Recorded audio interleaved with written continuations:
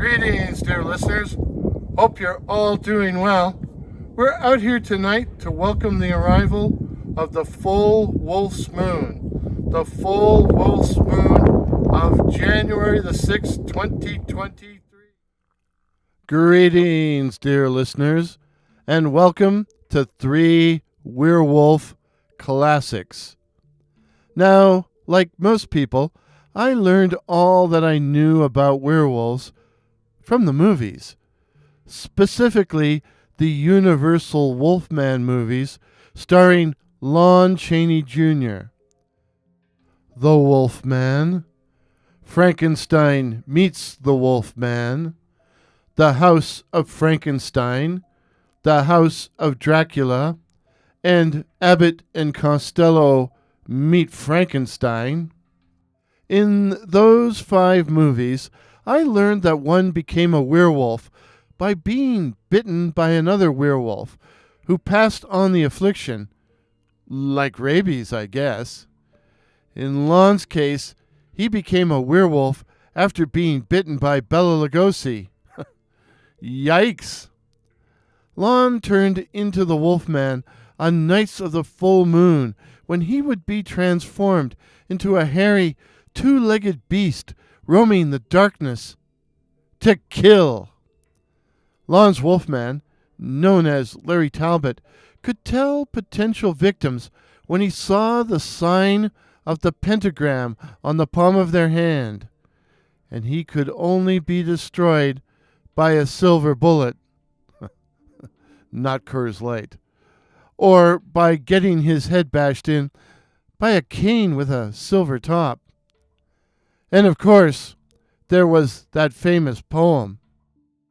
Even a man who is pure at heart and says his prayers by night may become a wolf when the wolfbane blooms and the autumn moon is bright. Thus, everything I knew about werewolves I'd learned from scriptwriter Kurt Siodmak.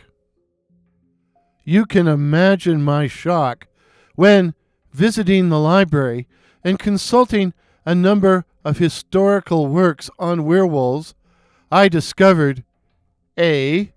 The werewolf was connected to witchcraft, and B. Many individuals became werewolves voluntarily. In this video, I'm going to briefly discuss 3 classic books about werewolves. The 3 titles are The Book of Werewolves by the Reverend Sabine Baring-Gould, Werewolves by Elliott O'Donnell, and The Werewolf in Lore and Legend by Montague Summers.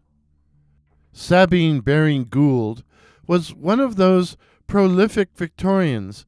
The Wikipedia article about him describes him as, quote, an Anglican priest, heliographer, antiquarian, novelist, folk song collector, and eclectic scholar.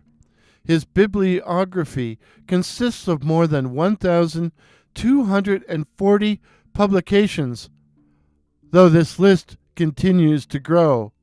End of quote. Today he is mainly remembered for his hymn, Onward Christian Soldiers. Baring-Gould lived from 1834 to 1924, with The Book of Werewolves, an account of a terrible superstition, appearing in 1865. In his preface, Baring-Gould states, quote, this book is a monograph on a peculiar form of popular superstition, prevalent among all nations and in all ages, end of quote.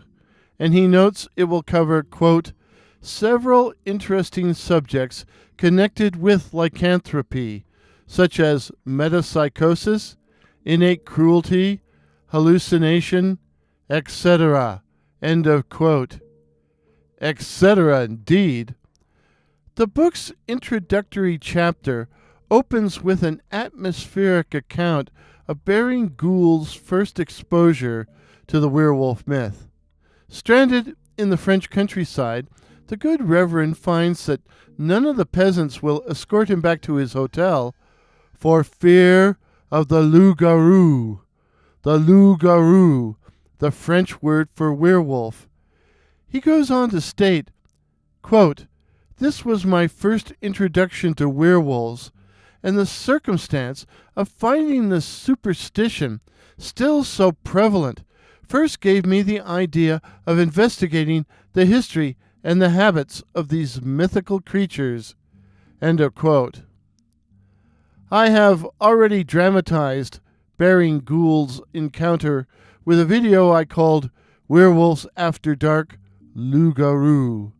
There's a link to it in the description if you'd care to check it out. In some ways, this introduction is the high point of a dry and scholarly work. The following chapters explores the werewolf myth among the ancient Greeks and Romans, among the Vikings, and during the Middle Ages.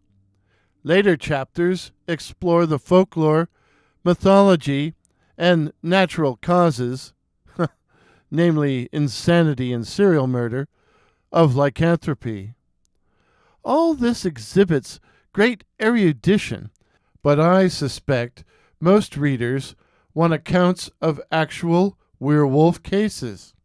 This we get in Chapter 6, a chapter of horrors, followed by a chapter on perhaps the most famous or infamous French werewolf of the medieval period, Jean Grenier. Baring-Gould begins this section with an evocative reimagining of an encounter between Grenier and some young shepherd girls, which reads like a creepy and evocative Victorian or Edwardian horror story, and piqued my flagging interest. To me, the most interesting sections of the book are chapters 11 through 13, which explore the case of the infamous Bluebeard, the Marshal Gilles de Rais. If you've never heard of de Rais, he was one of the richest, if not the richest men in France in the mid-1400s.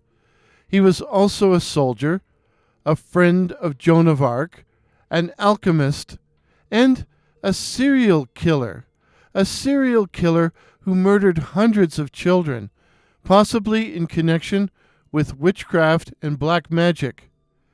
Chapter 11 outlines the investigation of the charges against him.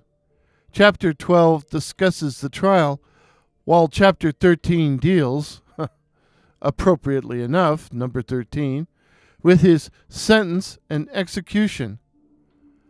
Amazingly, de Rais tried, in modern parlance, to cop a plea and get life in a monastery.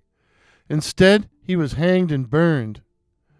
As I noted before, the Book of Werewolves by the Reverend Sabine Baring-Gould is, despite some moments of fine and atmospheric writing, far from lively. Still, it's worth a look if you're interested in werewolves, and the author is helpful in giving an outline of the contents of each chapter, so you can easily focus in on just those sections that are of interest to you. A much livelier read is Werewolves by the Anglo-Irish ghost hunter Elliott O'Donnell. O'Donnell differs from Baring-Gould in believing some werewolf encounters to be ghostly in nature. O'Donnell explains his various theories at great length and gives detailed information on how to become a werewolf, including the various chants an initiate has to perform, such as, now repeat after me and see if you become a werewolf. Spirits from the deep who never sleep, be kind to me. Spirits from the grave without a soul to save, be kind to me. Spirits of the trees that grow upon the leas, be kind to me. Spirits of the air, foul and black, not fair, be kind to me. Water spirits hateful, to ships and bathers fateful, be kind to me.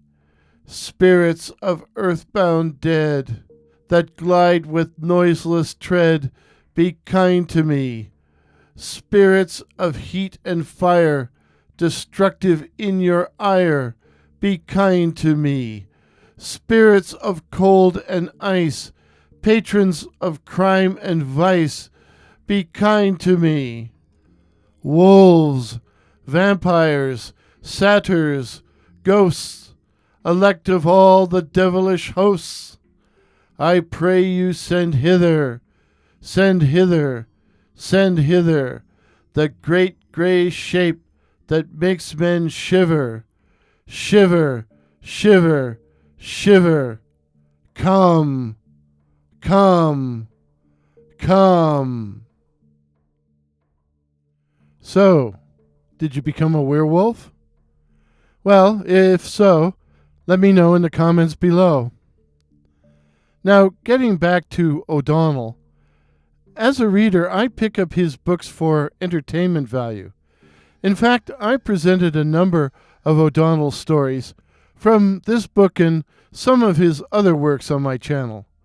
Most recently, my video, Krantz the Werewolf. Now, I can't say these stories are made up. I simply don't know. But if true, they've been heavily fictionalized. Heavily fictionalized, usually to illustrate the paranormal theory under discussion. And they're also a lot of fun. O'Donnell takes a geographic approach to the study of lycanthropy, with chapters on the werewolf in the British Isles, in France, Germany, Austria-Hungary and the Balkans, Spain, Belgium and the Netherlands, Norway and Sweden, Iceland, Lapland and Finland, Russia and Siberia, with separate sections on vampires and ghouls, and on the maras of Denmark. Our final book is The Werewolf in Lore and Legend by Montague Summers, who believed in the reality of witchcraft, werewolves, and vampires. He was also an expert on restoration drama and, to say the least, a very eccentric man. The book itself is quite an eccentric read and is filled with long sections in Greek, Latin, or French, so I found myself skipping through the text. The best story concerns a Portuguese werewolf, a lobus homun named Joanna, who tricks a farmer into leaving his baby on the side of a mountain under the light of a new moon. And it doesn't end well. No, it doesn't end well. No. Summers also takes a geographic approach to his study of werewolves and concludes with a note on the werewolf in literature and a section on witch ointments, not witch ointments, witch ointments by a Dr. H.L. Normand, as Summers believed witchcraft and werewolves to be intimately connected. Since reading these 3 books, I've come to realize that many non-fiction books about werewolves, good examples being The Werewolf Delusion by Ian Woodward or Werewolves by Daniel Cohen, make use of these 3 werewolf classics as sources and recycle many of the stories, just as I've recycled them on my YouTube channel. Final thoughts? If you want entertainment, read Elliott O'Donnell. If you want something more scholarly, read The Book of Werewolves by Sabine Baring-Gould. And if you find this topic extremely interesting, you just might want to dip your toes into Montague Summers' The Werewolf in Lore and Legend. But what do you think, dear listeners? Have you read any of these books? If so, what did you think of them? Please share your thoughts in the comments below. Please, and stay safe. Stay subscribed. Ring the bell so you don't miss any upcoming videos, and feel free to share this video with anyone you please. If this is your first visit to my channel, please consider subscribing. My name is Warren, and I write and tell original ghost stories and original horror stories featuring such cryptids as the Night Floaters, Werewolves, and the Black-Eyed Children. So again, please consider subscribing. Please help me to reach my goal of 2,500 subs. Till midnight. Cheers.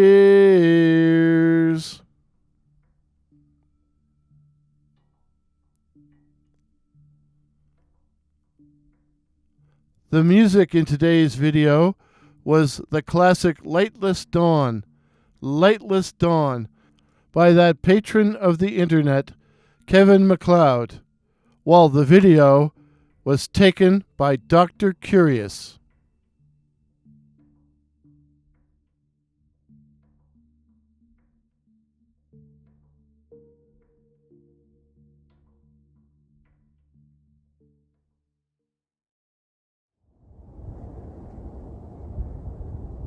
Just concentrate on these trees behind me.